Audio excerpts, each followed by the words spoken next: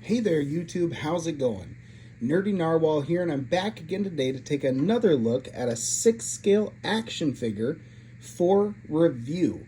Today we're going to be looking at the VTS Toys Ghost of Battlefield, or as you might better know the character, Jin Sakai from the Ghost of Tsushima PlayStation exclusive video game. Now, this is an unlicensed action figure from VTS Toys, which uses a whole lot of similar parts, tooling, and engineering, as well as has a similar quality to a lot of pieces that you will see from Damn Toys.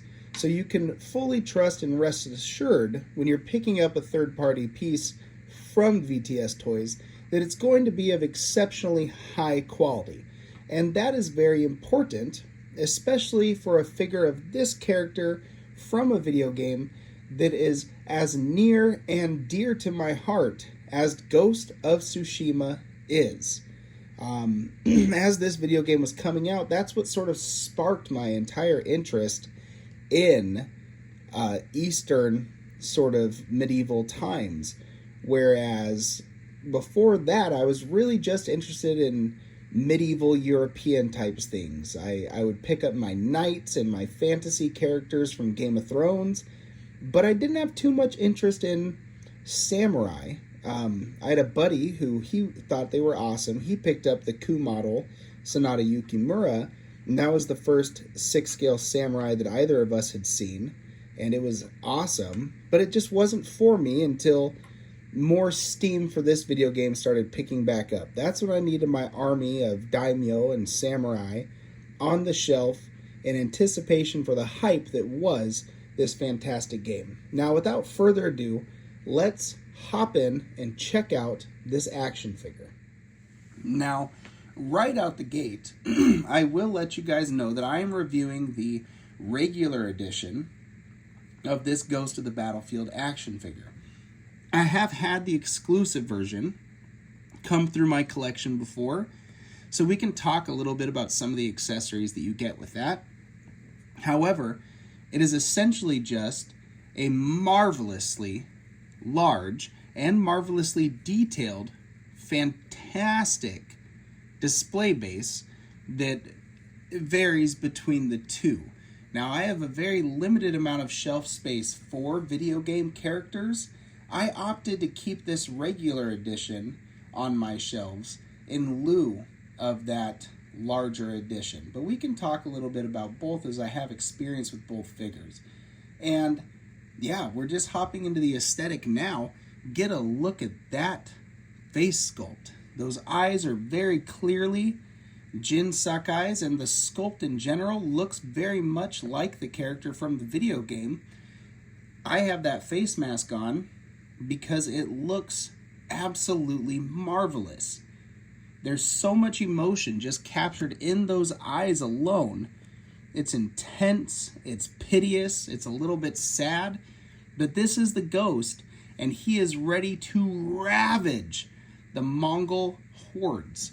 Now, if I take his arms apart a little tiny bit, maybe we'll switch stances as we would normally do in that video game, and I'll pull out just a teeny tiny bit.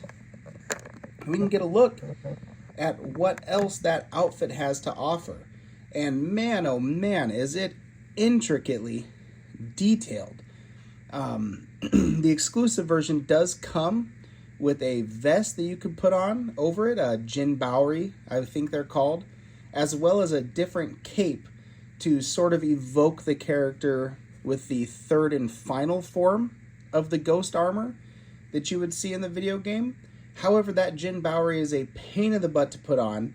You have to take apart some of these pieces in there to do it accurately, and as you can see, getting them back on could be a big pain in the butt, one that I did not want to go through again, so I just opted to have this pretty darn clean second upgrade of this armor look that comes with the regular. And also, I just like how the tattered cape looks, and without the Jin Bowery on, you get a better look at this armor underneath. it's pretty sweet. Now if I go in nice and close, you can see that that tattered sort of cloth look is extended underneath these armor pieces, which are all individually tied together plates. So that looks fantastic. He does have some throwing knives, which are attached permanently to the chest. I mean, maybe not permanently. I think they're on pegs. You could slide them out if you want to, but I certainly don't want to. And the tattering on the cape does look a little bit machined. If you wanted to alter that, you could just take a regular kitchen knife and slide it down, and that would do the trick just fine. Oh, but I don't really see a reason to. While it does look machined, it looks pretty darn good enough for me and to my eye to be on display. So everything's there, everything's pretty functional. They even got the details on the cloth shirt underneath.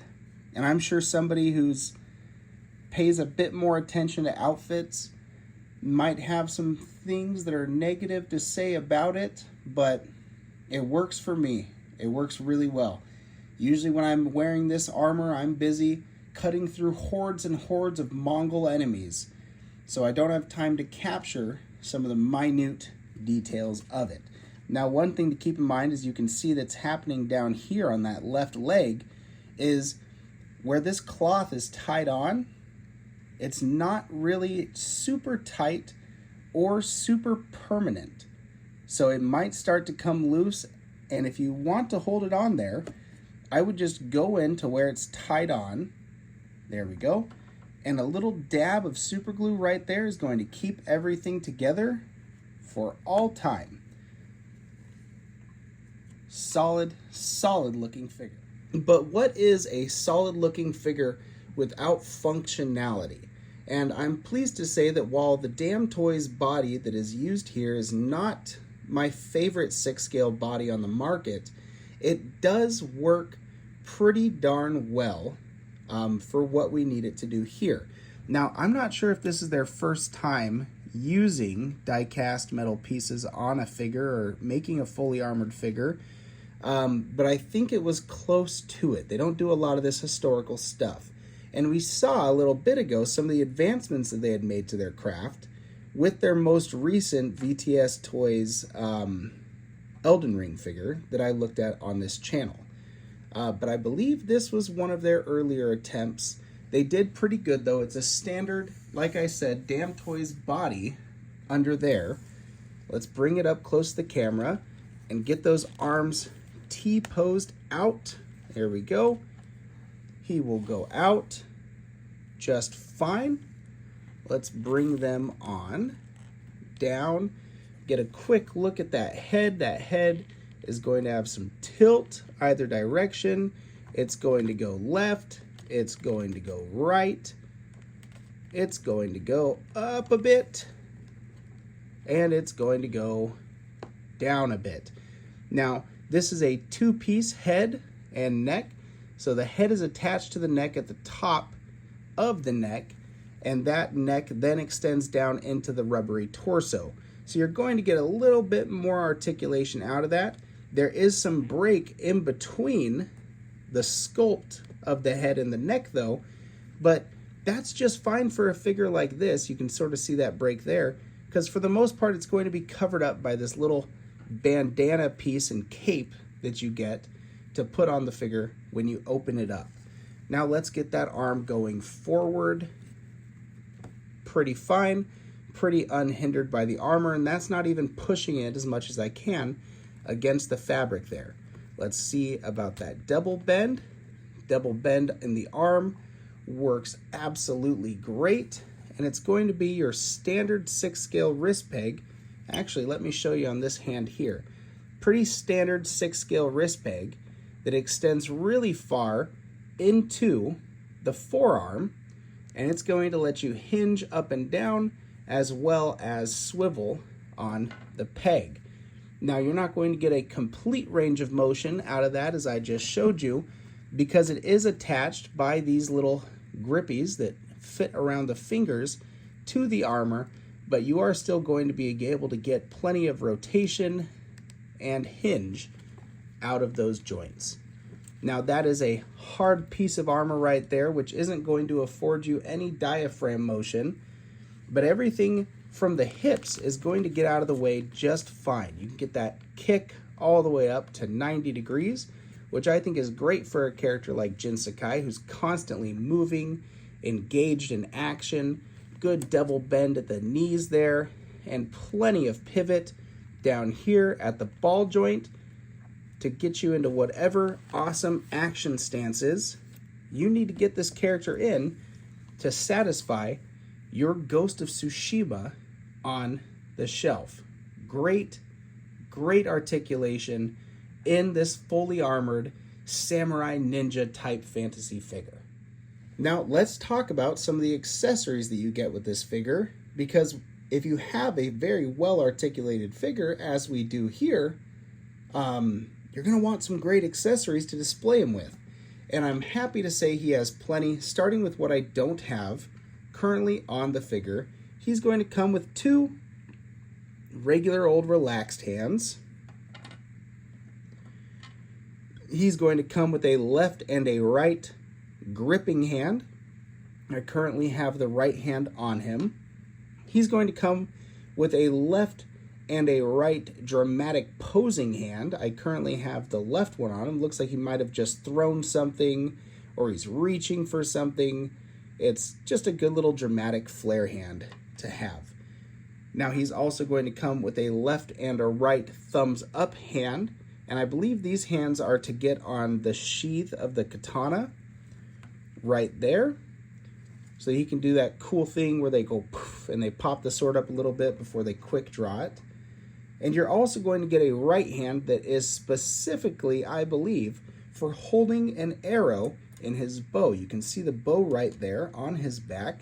Here is one of the arrows that you get. You get a total of 6 arrows, 3 with this red patterning and 3 with this yellow patterning. And he can hold that arrow just fine, like that. Now, archery and fighting with a bow was a decently large part of the game, especially if you did all the side quests. So it's good that we get these accessories with the regular as well as the exclusive version. He can hold that just fine, and he can pose just fine with his bow too. Of course, he's a samurai type of character, so I'm going to have him using his swords more often than not. You also get a couple of these throwing knives. This one's a little bit bent, that's kind of wonky, but you do get 2 of them, which are not attached to the armor up here, so that he can toss those at Mongol enemies. You also get this type of bomb, as well as this type of bomb, and I believe one of those is a flashbang sort of thing, and the other one is a smoke bomb. I'm not sure which is which, but they're cool little accessories that you can't necessarily store anywhere on the character. But it's still nice that they come with them, because you're using little items, little ninja items like that throughout the entire game. So that's pretty fun. Now, getting into the accessories that I have on the figure, I'm not sure if this is the correct or accurate way to store them. I definitely could spend a bit more time fiddling with everything to get it to look a little bit better than what I currently have on. However, for the sake of this review, this is how I've stuck those swords on, and that's how they're going to stay. And you get 3 swords of varying lengths. You get uchi katana, wakizashi, tanto. I'm not sure what they're all called, but they're 3 swords of varying lengths, and they're all really solid quality. This wrap is all sculpted plastic, but they've done a great job of making it look like wrapped cloth over, what kind of skin do they use? I forget. I want to say eel skin, but I don't think eel skin is right. Maybe ray skin? Either way, it's a good quality metal katana with just a little bit of flex. It feels really sturdy. I'm not worried about this breaking on the figure at all, and it fits well into that sheath there. Here's a look at the smaller blade, the tanto, for some assassinations, which you'll be doing often also. Pop that back in there. You can hear that satisfying little click. Spin the figure around to the back. You can see he gets this mid-length one, which is stored on his back, and when you're wearing the ghost armor, that's the only time you really get this third blade on the figure. But this will also be the one that he draws and uses for things like top-down aerial assassinations during those kinds of missions. So it's cool that we get it here. They've got the details on there. You can see on that sheath as I put this sword back in that it has the Sakai clan logo on the blades right there. Really cool. And tucked into the back here, I also currently have his bow. Let's see if I can get that out easily enough. Come on, hooked onto the armor. There we go. Let's get that. You have the bow. It looks great. It's functional, and he can hold that with his left gripping hand if you decide to put that on the figure, and pose with that arrow pretty darn well. Again, that's another essential accessory for this character. I'm really glad that both versions came with it. Even if I'm not going to display him with it, I'm going to have it on his back as you just saw, and it makes me happy knowing it's there. Finally, the last little accessory that you're going to get is his flute. Now, Jin Sakai was an awesome character in the Ghost of Tsushima. He was a warrior poet type. You're making haikus, you're playing music. You use this to alter the weather in the game. And so it's really cool that they decided to include an accessory for us that was not necessarily a weapon of war, because that wasn't all that the character was about in that video game. Finally, on the character right now, I also have his faceplate, if you consider that another accessory. Let's get him closer up to the camera. I have that tied on. As you can see, I just sort of wrap it around to the back of his head and tied a little bow. I have it on there good and tight. I don't really want to mess with pulling it off and taking it back on again, but you can get a look at it right there. It might not be exactly accurate to what his face mask looked like in the game, but that doesn't bother me. It looks great. It looks cool on the character, and it's nice to give Jin a bit more armor, especially considering that he's just wearing a headband and not a kabuto, so he's a little bit exposed. The more armor, the better, especially when you're fighting dudes with swords. And that's going to wrap it up for accessories. All right, so we've gotten to have a look at this figure's articulation, some of the great accessories that he comes with, and now I have him in a quick little pose to just deliver a couple of closing thoughts that I have about this figure. Now, I have this figure in my collection primarily because I really, really love the character. And it's an awesome game that I really, really enjoyed playing. Now, it's far from the best samurai in general that I have in my collection. I don't think it is the best samurai action figure you can buy. If you're buying it because it's a samurai, you can do better, especially for the price point that this guy goes for. Now, let's get a quick little adjustment. Just in terms of overall quality, and nothing against VTS toys or damn toys for this, I'll talk about a couple of things. So down here on the shins, right? On a Coup model figure or a Pop Toys figure, this is all going to be actual cloth woven in between individual plates of armor. On this VTS Toys figure, this is just plastic. The string portion is painted, and that's not the end of the world, but it is just a little tiny piece of quality that is present on most other 6-scale samurai in this price point.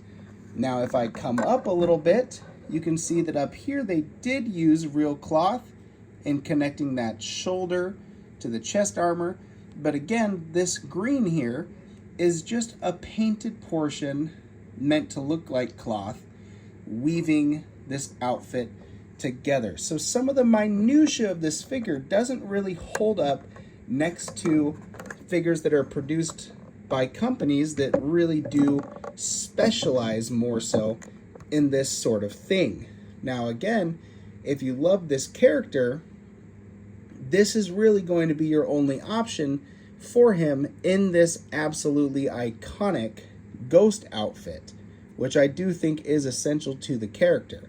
I know Ico Model did make a Jin Sakai wearing the Hero of Tsushima armor, which you can get early on in the game, I think, if you bought the deluxe edition. But that armor is just not as iconic to this character as the ghost armor, or maybe the Sakai clan armor, and we don't have any options for that yet. But boy, if we get them, that would be a piece of armor that I would hop on in a second. Still, even with that, you do have some quality of life things that VTS did very well.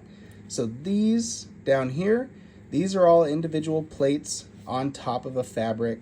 These could have very easily been one solid sculpted piece like the earlier Ku model figures did, but they did that right with individual plates all woven together. There's going to be some wiring in there. The cape is wired, and where they did sort of take the easy way out and just paint over a sculpt instead of give us individual cloth and weave everything together, I'm sure it cut costs for them significantly, made the engineering and tooling of this figure, but everywhere where it would affect articulation, they have done things correctly, and this figure works and functions very well.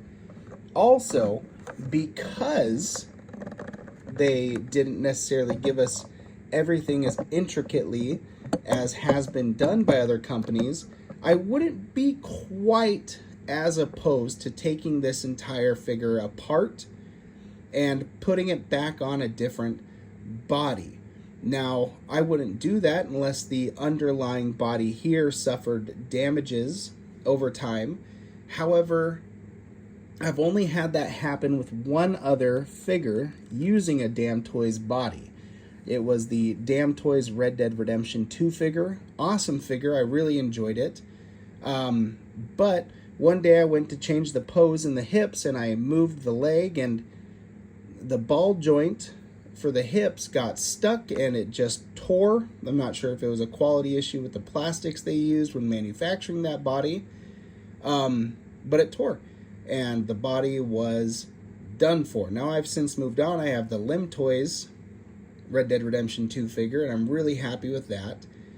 But that was quite a bummer. Like I said, this isn't my favorite underlying body, but it works well enough, I think. And it is nice that if I did want to swap bodies, that wouldn't necessarily be the end of the world for me, like it would with something from Pop Toys. The Pop Toys Ujio, it's going to stay on that high quality Ku model body for as long as I have it, because that is not a figure I'm going to take apart and put back together again anytime soon. Anyways, in talking about how much this figure costs, when it first released, not too bad. You can get the exclusive version, and it had an awesome 6-scale fox and a huge diorama display with a fence and a shrine on it, and the Sakai clan flag, and all of that I think was going to cost you right around $350 or so. This regular version right around $220. Nowadays though, you're going to be able to find, with hunting, the regular release of the Ghost of the Battlefield for closer to that $350 price range, and that exclusive version closer to that $400 to $450. You can always do some hunting, try to get a better price than that, but it is going to take some hunting.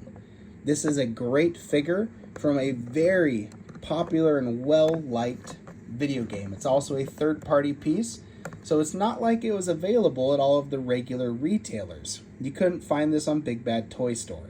You had to get this from a place like Giant Toy or 1/6 Kit or KG Hobby, one of those sorts of stores that are going to ship from overseas. And I'm not surprised that it sold out as quickly as it did. VTS Toys have a history of making really popular video game characters that sell out quick. and they're all pretty decent quality. People trust this brand. So if you've missed it, happy hunting. But that's okay, because I think that the hunt is part of the fun of this hobby. I sold my exclusive version, and I spent some time hunting down this regular edition, and I had a good time while doing it. Anyways, you guys, this figure is worth it. If you are going to spend a little bit more than it SRP'd at to get it on your shelf, if you love the game like I did, you love the character like I did, and you're eagerly awaiting Ghost of Tsushima 2, as I am, is a fun character to have on the shelves. If I've missed anything in this review, feel free to get at me in the comments. I'll try to answer as quickly as I can, or I'll make another video or a short if the need arises from that question. I'm going to sign off now. Stay happy, stay healthy, and happy collecting. Bye-bye, YouTube.